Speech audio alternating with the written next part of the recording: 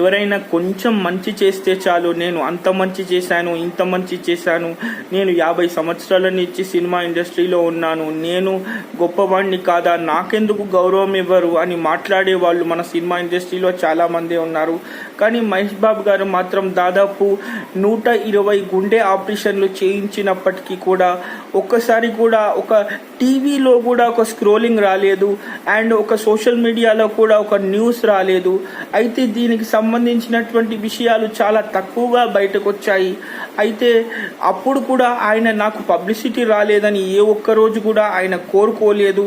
అలాంటి సందర్భంలో అంత మంచి మనిషి నిజంగా మహేష్ బాబు అంటే చాలామంది ఆశ్చర్యపోతారు. సేవా తత్వాల్లో కూడా మహేష్ బాబు గారికి ఇంత గొప్ప మనసుందా అని ఆలోచిస్తున్నటువంటి పరిస్థితి, చాలామందిని ఆశ్చర్యంగా గురి చేస్తున్నటువంటి పరిస్థితి అని చెప్పుకోవాలి.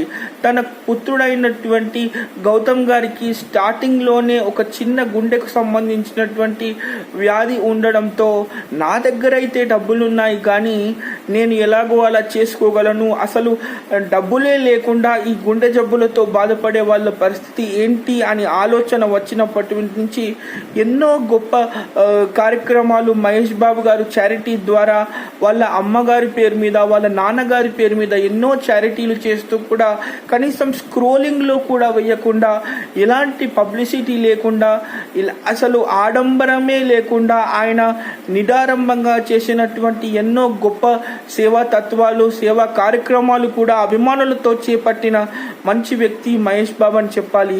అయితే ఈరోజు ఆయన పుట్టినరోజు సందర్భంగా ఈ స్పెషల్ డెడికేటెడ్ వీడియో చేస్తున్నాను. ఇప్పుడు ప్రస్తుతానికి వారణాసి అనే చిత్రాన్ని ఆయన రాజమౌళి గారి దర్శకత్వంలో చేస్తున్నారు కాబట్టి ఇది 1000 కోట్లతో చేయబోయే ఒక గొప్ప సినిమా.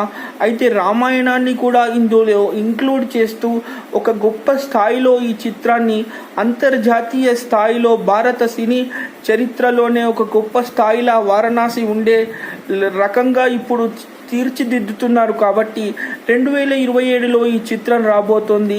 ఇలాంటి మంచి పుట్టినరోజులు ఇంకా మహేష్ బాబు గారు ఎన్నో జరుపుకోవాలని మనస్ఫూర్తిగా కోరుకుంటూ, ఆయన చిత్రాలు ఇంకా అద్భుతంగా ఆడాలని ఒక అభిమానిగా కోరుకుంటూ, అభిమానులందరికీ మహేష్ బాబు గారి పుట్టినరోజు సందర్భంగా నేను శుభాకాంక్షలు చెప్తూ, ఇలాంటి పుట్టినరోజులు ఆయన ఇంకా జరుపుకోవాలి.